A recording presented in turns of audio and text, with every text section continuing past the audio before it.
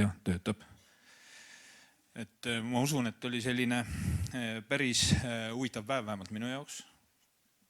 Kindlasti suutsin natuke kogemusi omandada, kuidas selgemalt esineda.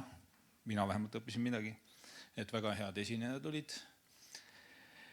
Et päev algas ju, ütleme siin selliste ka ikka positiivselt, eks ole, et Euroopa Liidu tasandil on mõistetud, et toidujulgeolek on ikkagi oluline ja meie kui toidutootjatele see on nagu sobiv või kuidas öelda. Ja meetmete avamine, eks ole, siis järgmiseks aastateks selliste suunatud, mis on keskkonnateemadele, et just mis meid nagu kõiki oluliselt puudutavad. Siis topis olid see aasta seakasvatajad, väga tore.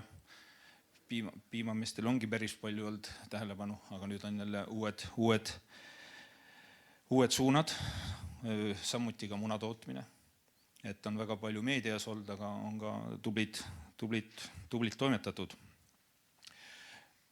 Nagu ikka see läbi aastate on ju hinnakääride teema tootja ja jaekaimunduse vahel, et seega selles osas me suuri muutuseid pole olnud, et pigem on need isegi suurenenud.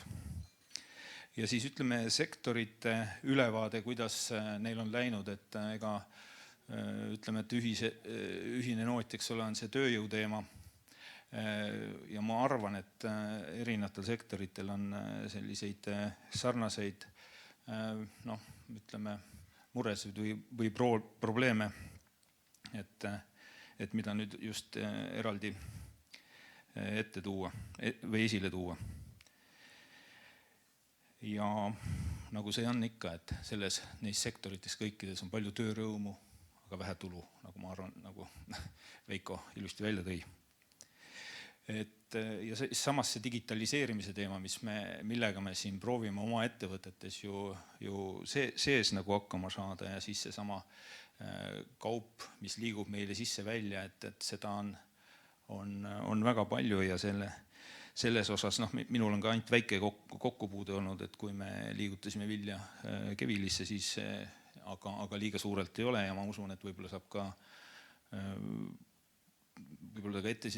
ettevõtte siseseid transporte, mis meil on tegelikult ju päris palju, ütleme, et kõik see söödatootmine on ju koormatega seotud, et kui me saaksime sellega sinnamaani, lihtsalt olen nagu mõelnud, et on igal ajahetkel on info ju olemas ja täpne info, et kui palju, kuidas, mida.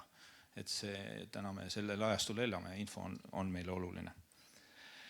Ja lõpuks Rauno räägitud siin ja soovitused, mis ta siis nüüd teraviljakasvatajatele on andnud, et see oli tore meeldetuletus, et jälgime neid asja, et need on kasulikud näpunäitajad nii müügi osas kui kuivatamise osas.